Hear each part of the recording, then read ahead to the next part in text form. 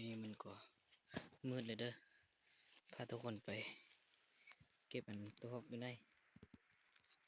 ไปเบิ่งว่าได้หรือบ่ได้เด้อ3-4 นัดเด้อไปเบิ่งว่ามันที่ได้หรือบ่ได้นะนี่ตัวฮอกอยู่ในกินมันต้น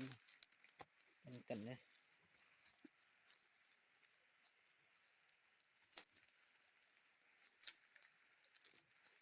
มันก็มืดแล้วเลยเนี่ยตัวฮอกก็ประมาณนั้น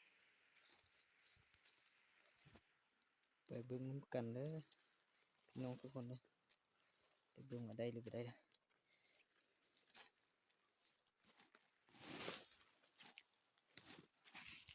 นี่นะตัวไหนนะ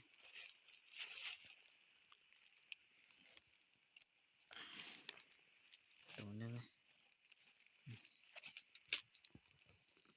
ตัวนึงนี่ก็ตัวไหนกัน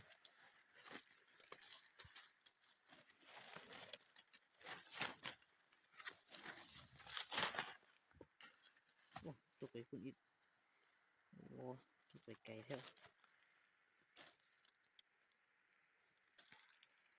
ยิงนี่ตัวหอกกระตุกนี่เด้อตัวหอกนะแล้วยิงกันตัวนึงเต็กอัน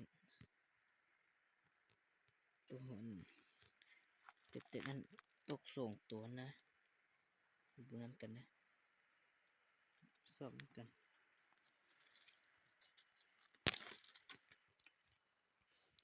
นี่เด้อนี่อันนี้ส่งตัวเดียวตัวนึงให้ไปใส่เราไปเห็นตาม5ก่อนซอก5เบิ่งกันสิได้หรือบ่ได้ก็เบิ่งกันนะเบิ่งกันนะเบิ่งดอกตัวหอกตัวไหนเด้อดอกหอกนี่นะ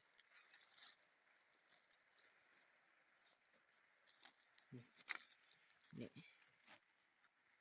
ตัวไหนวันนี้มันตัวพ่อเนาะพ่อตัวผู้เนาะตัวหอกอยู่ที่นี่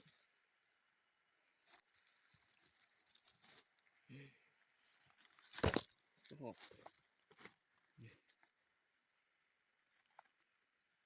นี่ก็ตัวพ่อคือกันโอ้ตัวพ่อส่งตัวเมื่อกี้ตัวแม่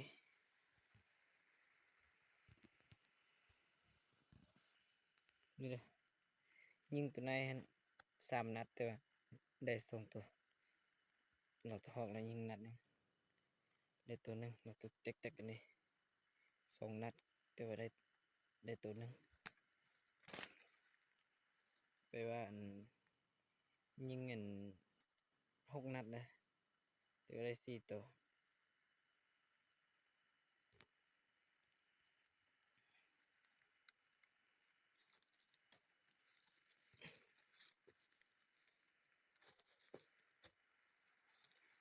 กินอยู่นี่นะ